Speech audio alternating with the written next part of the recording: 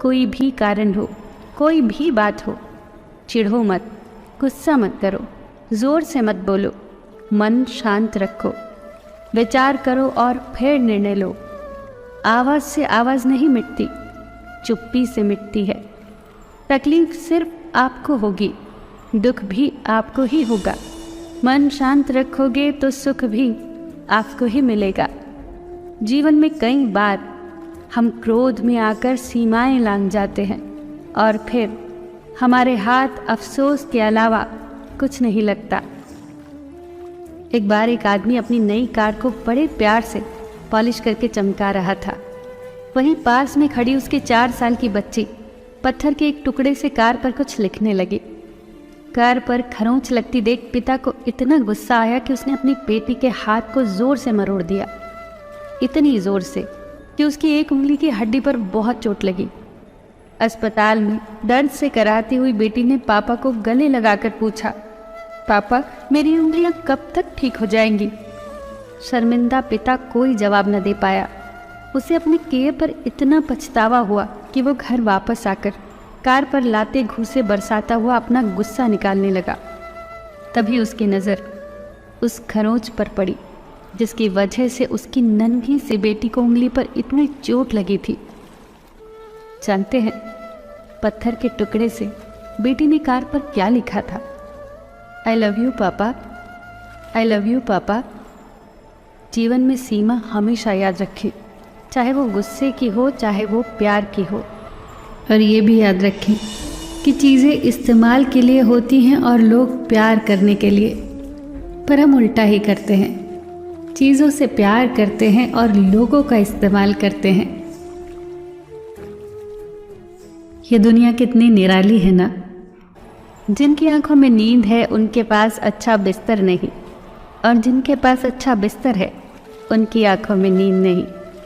जिनके मन में दया है उनके पास देने के लिए धन नहीं, और जिनके पास धन है उनके पास दया नहीं। जिसको भूख है उसके पास खाने को कुछ नहीं, और जिसके पास खाने को है उन्हें भूख ही नहीं। कोई अपनों के लिए रोटी छोड़ देता है तो कोई रोटी के लिए अपने छोड़ देता है। शब्दकोश में असंख्य शब्द होते हुए भी मौन होना सबसे बेहतर है। दुनिया में हजारों रंग होते हुए भी श्वेत रंग सबसे बेहतर है। खाने को दुनिया भर की चीज़ें होते हुए भी उपवास शरीर के लिए सबसे बेहतर है। देखने को इतना कुछ होते हुए भी आंखों से भीतर देखना सबसे बेहतर है।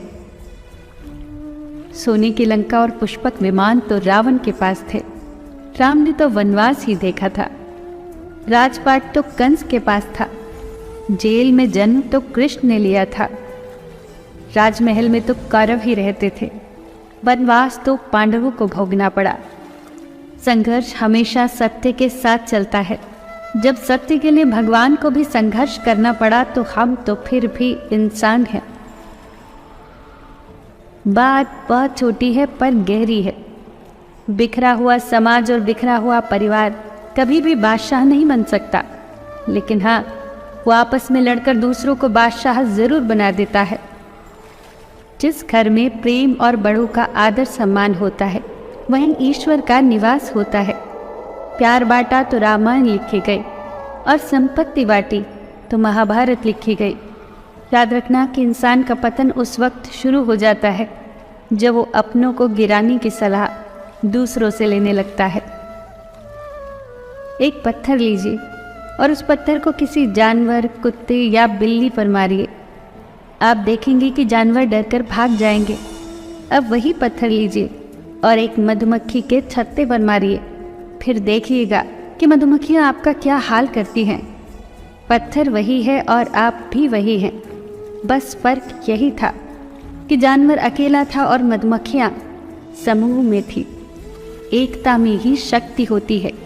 संयुक्त रहिए, संगठित रहिए, प्यार से रहिए, सबका ख्याल रखिए पर अपना भी ख्याल रखिए। हमेशा मुस्कुराते रहिए, कभी अपने लिए तो कभी अपनों के लिए।